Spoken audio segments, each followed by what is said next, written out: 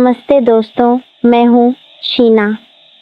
उम्र 24 साल, गांव के पास वाले छोटे से कस्बे की लड़की हूँ, लेकिन शहर में कॉलेज करके अभी घर पर ही रहती हूँ। कद 5 फुट 4 इंच, रंग गेहुआ, बाल लंबे और घने जो कमर तक लहराते हैं, आंखें बड़ी बड़ी जिसमें कभी कभी शरारत छुपी रहती है। मेरी चाल में एक अलग ही लचक है जिसे देखकर लड़के सड़क पर मुड़ मुड़ के देखते हैं। मेरी छाती थोड़ी भरी भरी है, कमर पतली और पीछे वाला हिस्सा, खैर मैं खुद जानती हूँ कि जब मैं साड़ी या टाइट सलवार कमीज पहनती हूँ तो नजरें थोड़ी देर ज्यादा टिक जाती हैं। साइज, मैं थोड़ी चुलबुली हूँ, बातें करने में मस्त, लेकिन अंदर से बहुत सोच समझ के चलती हूँ। आज मैं तुम्हें अपनी एक ऐसी कहानी सुनाने जा रही हूँ जो शुरू में बहुत मसालेदार लगेगी, बीच में दिल को छू लेगी और आखिर में ऐसा ट्विस्ट लेगी कि तुम सोचोगे, वाह ये तो बिल्कुल अलग ही मोड़ ले गई। तो सुनो। क्यूरियस, मेरा नाम शीना है। उस दिन मैं घर के पुराने आंगन में बैठी हुई थी। शाम का समय था, सूरज ढल रहा था और हवा में हल्की ठंडक थी। मैं अपनी पुरानी डायरी में कुछ लिख रही थी जब अचानक दरवाजे पर दस्तक हुई। कौन है? मैंने आवाज़ लगाई। मैं हूँ, अंकल का बेटा, विक्रम। बाहर से एक गहरी भारी आवाज़ आई। विक्रम, मेरे पापा के दोस्त के बेटे। वो शहर से आया हुआ था, लंबा चौड़ा कंधा, दाढ़ी वाली फेस और आंखों में वो चमक जो लड़कियों को एक नज़र में ही घूर लेती है। मैंने दरवाज़ा खोला। वो सामने खड़ा था, सफ़ेद शर्ट और जीन्स में। उसकी नज़रें मेरे चेहरे से नीचे की तरफ सरकती हुईं और फिर वापस ऊपर आईं। शीना, कितनी बड़ी हो गई हो, उसने मुस्कुराते हुए कहा, लेकिन उसकी मुस्कान में कुछ और था, कुछ ऐसा जो कह रहा था, देख तो सही से। मैंने शर्माते हुए सिर झुका लिया, लेकिन अंदर से एक अजीब सा रोमांच हुआ। आइए अंदर, पापा अभी आएंगे। वो अंदर आया। मैं उसे बैठाने के लिए सोफे की तरफ ले गई। जैसे ही वो बैठा, उसकी नज़र मेरी सलवार की नाड़ी पर पड़ी जो थोड़ी ढीली थी और कमर से नीचे सरक रही थी। मैंने जल्दी से उसे ठीक किया। वो हंसा। क्या लिख रही थी डायरी में? उसने पूछा। बस कुछ ख्यालात, मैंने कहा और डायरी बंद कर दी। फिर बातें शुरू हुईं। वो मुझे अपनी शहर की ज़िंदगी बताने लगा, बड़े बड़े ऑफिस, पार्टी, लड़कियाँ। लेकिन हर बात में वो बीच बीच में मुझे ऐसे देखता कि लगता जैसे वो मेरे कपड़ों के अंदर तक देख रहा हो। मैंने भी नोटिस किया कि जब मैं झुककर चाय रख रही थी तो उसकी नज़र मेरी ब्लाउज़ के गले में चली गई थी। तुम्हारी आंखें बहुत खूबसूरत हैं शीना, उसने कहा, और बाकी सब भी। मैंने शर्म से गाल लाल कर ली, लेकिन अंदर से मुझे अच्छा भी लग रहा था। थोड़ी देर बाद पापा आ गए। बातें सामान्य हो गईं, लेकिन विक्रम की नज़रें बार बार मुझे ढूंढ रही थीं। रात को खाना खाते समय मैंने देखा कि वो मेरे हाथों को देख रहा है, मेरी उंगलियों को, मेरी गर्दन को। खाना खाने के बाद जब मैं बर्तन धो रही थी, वो रसोई में आ गया। मदद करूं? उसने पूछा। नहीं, आप बैठिए, मैंने कहा, लेकिन वो मेरे पीछे खड़ा हो गया, इतना पास कि मैं उसकी सांसें अपनी गर्दन पर महसूस कर रही थी। तुम बहुत मेहनती हो, उसने धीरे से कहा। उसकी आवाज़ में कुछ गर्माहट थी। मैंने मुड़कर देखा। उसकी आंखें मेरे होंठों पर टिकी हुई थीं। एक पल के लिए लगा जैसे वो आगे बढ़ने वाला है, लेकिन तभी मम्मी की आवाज़ आई, शीना पानी ले आ। वो पीछे हट गया। मैंने राहत की सांस ली, लेकिन दिल में एक अजीब सी बेचैनी भी थी। अगले दिन सुबह मैं आंगन में कपड़े सुखा रही थी। विक्रम बाहर निकला। वो ट्रेनिंग शर्ट और शॉर्ट्स में था। उसका शरीर अच्छा खासा बना हुआ था, बाजू फूले हुए, छाती चौड़ी। वो मेरे पास आया और बोला, मैं पार्क में जा रहा हूँ, साथ चलोगी? मैंने हामी भर दी।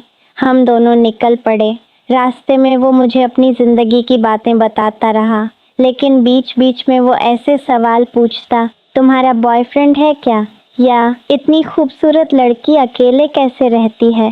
पार्क में हम बेंच पर बैठे। वो मेरे बहुत करीब बैठा। उसकी जांघ मेरी जांघ से छू रही थी। मैंने हटने की कोशिश नहीं की। वो धीरे से मेरे हाथ पर अपना हाथ रख दिया। शीना, तुम्हें पता है, तुम्हें देखकर मन अजीब हो जाता है। मैंने कुछ नहीं कहा, बस मुस्कुरा दी। उसकी उंगलियां मेरी हथेली पर घूम रही थीं। फिर वो धीरे से मेरी कलाई पकड़कर बोला, तुम्हारी त्वचा बहुत नरम है। उस पल मेरे शरीर में एक करंट सा दौड़ गया। मैंने हाथ छुड़ा लिया और बोली, चलो वापस चलते हैं। घर लौटते समय वो मेरे पीछे पीछे चल रहा था। मैं जानती थी कि वो मेरी पीठ और कमर को घूर रहा है। घर पहुंचकर मैंने जल्दी से अपने कमरे में घुस लिया। दिल ज़ोर ज़ोर से धड़क रहा था। दोपहर में जब सब सो रहे थे, विक्रम मेरे कमरे के बाहर आया। दरवाज़ा खुला था। वो अंदर झांका और बोला, क्या कर रही हो? मैं बिस्तर पर लेटी हुई किताब पढ़ रही थी। मेरी सलवार थोड़ी ऊपर चढ़ गई थी और टखनों से ऊपर की गोरी त्वचा दिख रही थी। वो अंदर आ गया और दरवाज़ा बंद कर लिया। बस पढ़ रही हूँ, मैंने कहा। वो मेरे बिस्तर के पास आया और बैठ गया। मुझे भी पढ़ाओ, उसने मजाक किया, लेकिन उसकी नज़रें मेरी छाती पर थीं, जहाँ सांस लेने से ब्लाउज़ हिल रहा था। फिर वो धीरे से बोला, शीना, तुम्हें कभी किसी ने छुआ है? मैंने चौंक कर उसे देखा। क्या कह रहे हो? बस पूछ रहा हूँ, उसने मुस्कुराते हुए कहा और उसका हाथ मेरी जांघ के पास बिस्तर पर रख दिया। बहुत पास, इतना पास कि अगर मैं हिली तो छू जाएगा। मैंने उठकर बैठने की कोशिश की, लेकिन वो मेरे कंधे पर हाथ रखकर बोला, डरो मत, मैं बस बात कर रहा हूँ। उसकी उंगलियां मेरे कंधे पर दबाव डाल रही थीं। मैंने महसूस किया कि उसकी सांसें तेज हो रही हैं। एक पल के लिए लगा कि अब कुछ होने वाला है, लेकिन तभी बाहर से पापा की आवाज़ आई, विक्रम बेटा, बाहर आओ।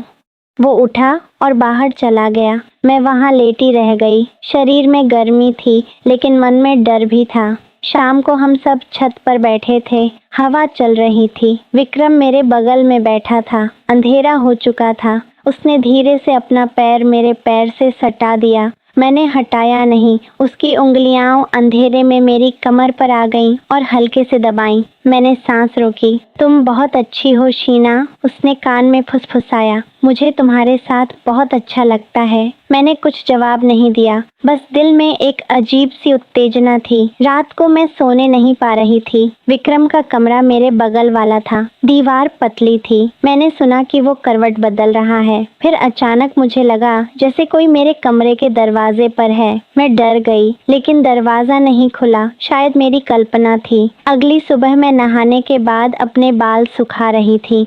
विक्रम बाहर से गुजरा और रुक गया। मैंने सिर्फ ब्लाउज और पेटीकोट पहना हुआ था। मेरी पीठ नंगी थी। वो खड़ा खड़ा देखता रहा। मैंने महसूस किया कि उसकी नज़रें मेरी कमर पर, मेरी पीठ पर घूम रही हैं। शीना, उसने धीमी आवाज़ में कहा। मैंने घूम कर देखा। वो मेरी तरफ बढ़ा। उसके हाथ मेरी कमर पर रखने ही वाले थे जब अचानक मम्मी रसोई से चिल्लाईं, शीना, नाश्ता तैयार है। वो रुक गया। मैंने साड़ी ओढ़ ली और बाहर निकल गई। इस तरह दिन बीतते गए। विक्रम हर रोज मुझे ऐसे ही घेरता रहा, कभी छत पर, कभी रसोई में, कभी आंगन में। हर बार कुछ न कुछ ऐसा होता कि लगता जैसे अब हो जाएगा। वो मेरे शरीर को छूने की कोशिश करता, मुझे अकेले में फंसाता, लेकिन हर बार कोई न कोई आ जाता। एक दिन शाम को बिजली चली गई नहीं, बल्कि हम दोनों अकेले घर में थे। मम्मी पापा पड़ोस में किसी की शादी में गए हुए थे। विक्रम मुझे अपनी लैपटॉप पर कुछ वीडियो दिखा रहा था। हम दोनों बिस्तर पर बैठे थे। वो बहुत पास बैठा था। उसकी जांघ मेरी जांघ से सटी हुई थी। वीडियो में रोमांटिक सीन चल रहा था। वो धीरे से बोला, तुम्हें ऐसे सीन पसंद है? मैंने शर्माते हुए कहा, थोड़े थोड़े। उसने मेरी तरफ देखा। उसकी आंखें भूखी लग रही थीं। शीना, मैं तुम्हें बहुत पसंद करता हूँ। उसका हाथ मेरी जांघ पर रख गया। धीरे धीरे ऊपर सरकने लगा। मैंने सांस रोकी। उसके होंठ मेरे कान के पास आए।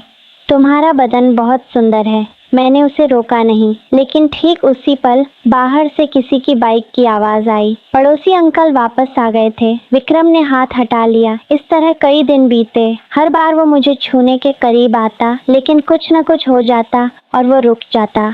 मैं भी अंदर से परेशान हो रही थी। एक तरफ डर, दूसरी तरफ एक अजीब सी चाहत। धीरे धीरे हम दोनों की बातें गहरी होने लगीं। वो मुझे अपनी जिंदगी की परेशानियां बताने लगा। उसके पिता की बीमारी, उसकी नौकरी की टेंशन।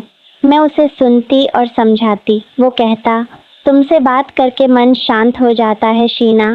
धीरे धीरे वो शारीरिक कोशिशें कम होने लगी। अब वो मुझे सिर्फ बातों में ही पकड़ता, मेरी राय पूछता, मेरे सपनों के बारे में जानना चाहता। एक शाम हम छत पर बैठे थे, चांद निकला हुआ था। वो बोला, शीना, मैं तुमसे शादी करना चाहता हूँ। मैं चौंक गई। क्या? हाँ, मैंने तुम्हें देखा तो बस तुम अलग हो। तुम सिर्फ सुंदर नहीं हो, तुम समझदार भी हो। तुम्हारे साथ जिंदगी बिताने का मन करता है। मैंने कुछ नहीं कहा, बस उसकी तरफ देखती रही। फिर उसने कहा, मैं जानता हूँ शुरू में मैंने तुम्हें बहुत परेशान किया, लेकिन वो मेरी कमजोरी थी। अब मैं समझ गया हूँ कि तुम सिर्फ शरीर नहीं, एक पूरा इंसान हो। मैं मुस्कुरा दी। दिन बीतते गए, विक्रम का व्यवहार बदल गया। अब वो मुझे छूने की कोशिश नहीं करता था, बल्कि मुझे सम्मान देता था, मेरी पढ़ाई में मदद करता, घर के कामों में हाथ बंटाता। एक दिन जब हम दोनों अकेले थे, वो मेरे पास आया और बोला, शीना, मैं तुम्हें छूना चाहता हूँ, लेकिन अब सिर्फ प्यार से, जब तुम तैयार हो। मैंने उसे देखा। उसकी आंखों में अब भूख नहीं, प्यार था। मैंने धीरे से कहा, विक्रम, मैं भी तुम्हें पसंद करती हूँ, लेकिन मैं चाहती हूँ कि हम सही तरीके से आगे बढ़ें। उसने सिर हिलाया। मैं इंतज़ार कर सकता हूँ। फिर एक दिन पापा मम्मी को सब पता चला। उन्होंने भी हामी भर दी, क्योंकि विक्रम अब बदल चुका था। वो जिम्मेदार लग रहा था। शादी तय हो गई, लेकिन कहानी यहीं खत्म नहीं होती। शादी के 1 महीने पहले विक्रम को अचानक शहर जाना पड़ा। वो गया और कुछ दिनों बाद वापस आया, लेकिन उसका व्यवहार थोड़ा अजीब था। वो चुप रहने लगा था। मैंने पूछा, क्या हुआ? उसने कुछ नहीं बताया। फिर एक रात वो मेरे पास आया और बोला, शीना, मुझे माफ़ कर दो। क्या? मैं घबरा गई। मैंने शहर में एक गलती कर दी। मेरा दिल बैठ गया। क्या गलती? उसने सिर झुका लिया। मैंने सोचा था कि शादी से पहले एक बार, लेकिन वो लड़की, वो सिर्फ पैसे के लिए थी। मैंने तुम्हें धोखा दिया। मैंने रोना शुरू कर दिया, लेकिन फिर मैंने खुद को संभाला। विक्रम, तुमने मुझे पहले बहुत परेशान किया था। मैं जानती थी कि तुम्हारे अंदर वो कमज़ोरी है, लेकिन मैंने सोचा था कि तुम बदल गए हो। वो रोने लगा। मैं बदलना चाहता हूँ शीना, सच में। मैंने उसे देखा, फिर धीरे से बोली, ठीक है, लेकिन अब मैं तुम्हें एक शर्त पर माफ़ करूँगी। क्या शर्त? तुम्हें कभी भी मेरे शरीर को सिर्फ भूख से नहीं देखना है, मुझे इंसान की तरह देखना है, और अगर कभी फिर ऐसा किया तो मैं चली जाऊंगी। उसने वादा किया। शादी हो गई, लेकिन असली ट्विस्ट तो अब आया। शादी के बाद पहली रात हम दोनों कमरे में थे। विक्रम मेरे पास आया। उसकी आंखों में प्यार था, लेकिन पुरानी भूख भी झलक रही थी। मैंने उसे रोका। नहीं विक्रम, आज नहीं। क्यों? वो हैरान हुआ। क्योंकि मैं तुम्हें एक बात बताना चाहती हूँ। मैंने सांस ली और बोली, मैं गर्भवती हूँ। वो स्तब्ध रह गया। क्या?